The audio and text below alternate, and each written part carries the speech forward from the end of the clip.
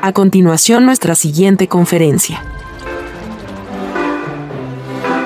Desde Colombia, el Dr. Carlo Vinicio Caballero presenta el tema ¿Qué hay de nuevo?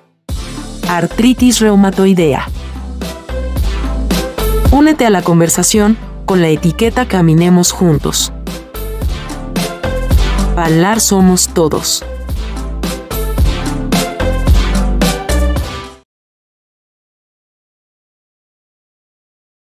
Hola, ¿cómo están? Me pidieron el favor de que hablara un poco de qué hay de nuevo en artritis reumatoide. Voy a tratar de hacerlo en estos 10 minutos.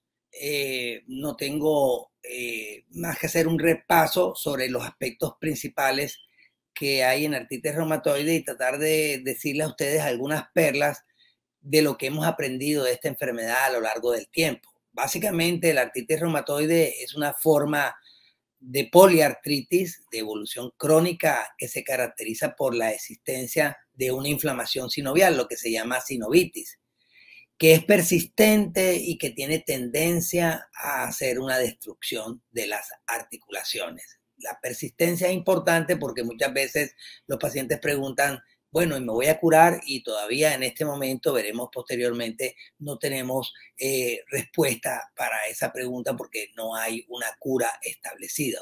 Es fundamental siempre evaluar en cada uno de los pacientes si hay antecedentes familiares de autoinmunidad.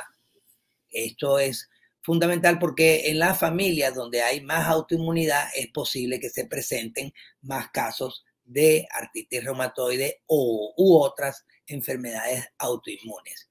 También es muy importante y sabemos que histopatológicamente, cuando se hacen biopsias de los sitios afectados, la lesión fundamental se llama el panus reumatoide. Como ustedes ven ahí, ese panus es una lesión destructiva que es la que va acabando la articulación, la va destruyendo, y por eso los tratamientos van enfocados a detener esta destrucción articular que se ve radiográficamente y queremos evitar, porque precisamente eso es lo que ocasiona las deformidades y el daño crónico.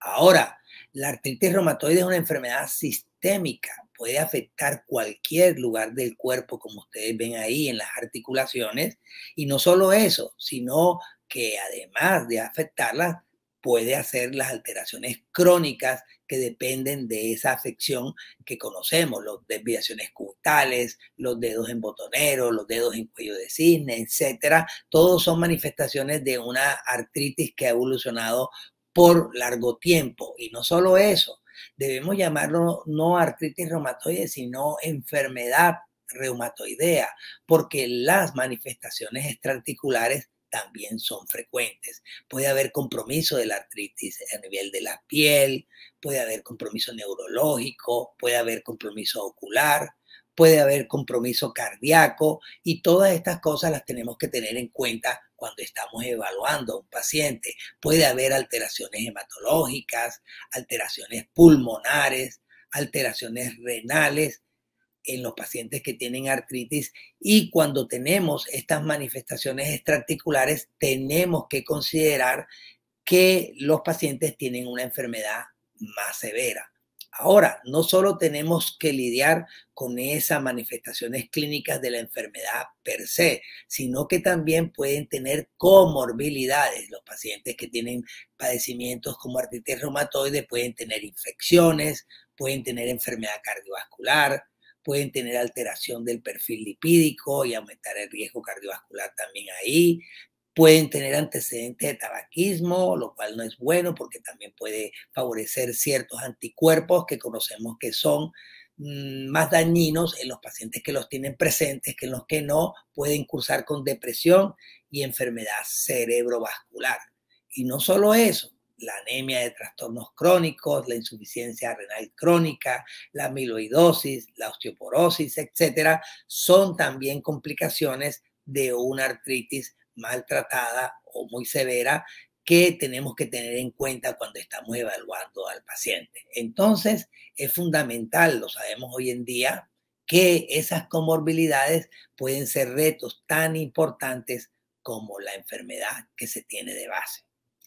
Ahora, hacer el diagnóstico no es difícil porque Principalmente se tiene la clínica para el diagnóstico y serológicamente con un factor reumatoideo y un anticuerpo anticitrulina podemos caracterizar hoy en día la mayor cantidad de pacientes. También el tiempo de evolución va a ser importante porque usualmente esperamos un tiempo de 6 semanas y ahora queremos menos para hacer el diagnóstico de artritis. Pero esos criterios son criterios de clasificación, no de diagnóstico. El diagnóstico de las enfermedades reumáticas es clínico. Si ustedes conocen a alguien que pueda tener artritis, le tienen que decir que un doctor que haga una buena historia clínica, un doctor que haga un buen examen clínico y un doctor que utilice algunas pruebas pertinentes, pero sencillas, puede hacer el diagnóstico de artritis reumatoide.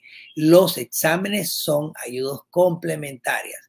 Entonces hay que tener una buena orientación porque si eso no se hace bien, pues se pueden perder en el diagnóstico y diagnóstico diferencial los pacientes. Los exámenes complementarios, las imágenes histopatológicas, etcétera, siempre deben ser revisadas por el doctor para considerar si de verdad aportan al diagnóstico o no. Les decía que estos criterios, sabemos hoy en día, son de clasificación y no diagnóstico. Y sabemos también que esos pacientes que tienen anticuerpos anticitrulinas cursan con formas más graves y destructivas de la enfermedad articular.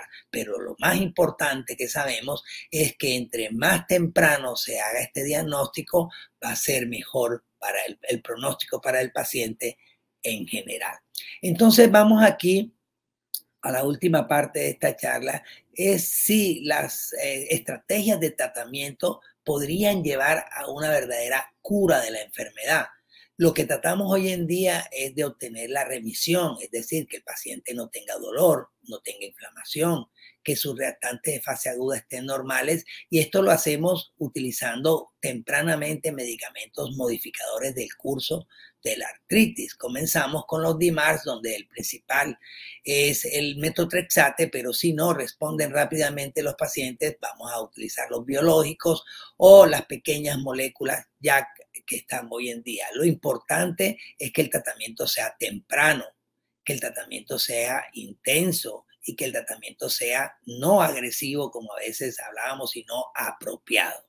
Así podemos obtener la remisión, que es la ausencia de dolor, inflamación y estar normales estos indicadores de inflamación y que esto se sostenga en el tiempo. Para que se sostenga en el tiempo tiene que haber un tratamiento apropiado de manejo, adherencia, tiene que estar monitorizándose los efectos secundarios de los medicamentos, tiene que estar monitorizándose la eficacia de los medicamentos, tenemos que estar monitorizando las medidas que nos reportan los pacientes sobre si se sienten bien o se sienten mal, etcétera, para saber si estamos logrando el objetivo del tratamiento que queremos y tenemos que discontinuar o disminuir al máximo el uso de glucocorticoides y antiinflamatorios no esteroideos. Hacia el futuro, ¿podríamos seguir reduciendo estos medicamentos?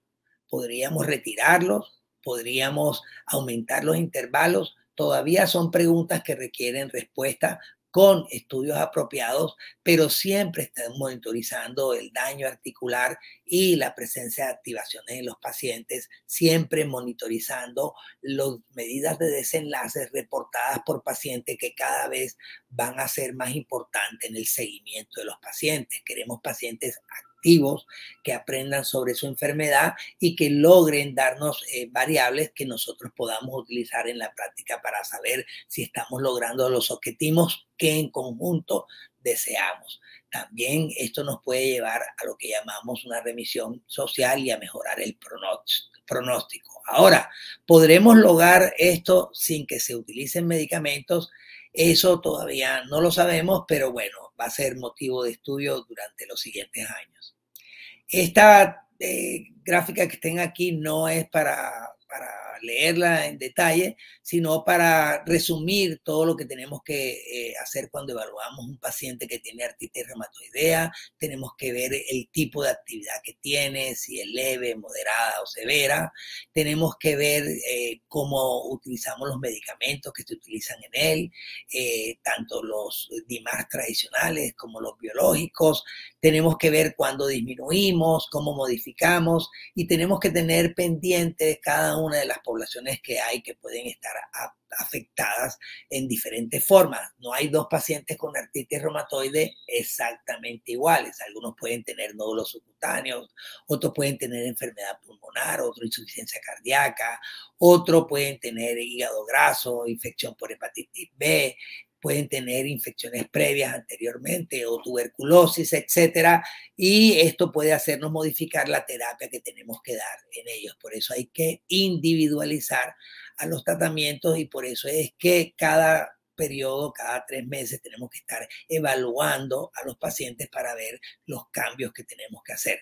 De tal manera que el mejor tratamiento es educar, detectar y tratar tempranamente a los pacientes utilizando para la estrategia que conocen bien, que se llama tratar por objetivos. Si utilizamos bien estos DMARDs y los biológicos y las terapias complementarias, etcétera, por supuesto que nuestro paciente va a ir mucho mejor. Entonces yo les diría que lo más importante que hay de nuevo en la artritis reumatoide es que el proceso es fundamental. El proceso de cómo hacemos el seguimiento, cómo logramos que el paciente se mantenga adherente al tratamiento y cómo logramos resolver toda esa cantidad de cosas que tenemos que evaluar para poder hacer el seguimiento del paciente, va a definir que tengamos una buena evolución con el paciente que tiene artritis reumatoide. No podría dejar de mencionarles que vamos a discutir en profundidad estos temas de artritis reumatoide en el Congreso Panamericano y se van a presentar las nuevas guías de manejo para artritis reumatoide, así que los esperamos allá. Saludos, que estén muy bien.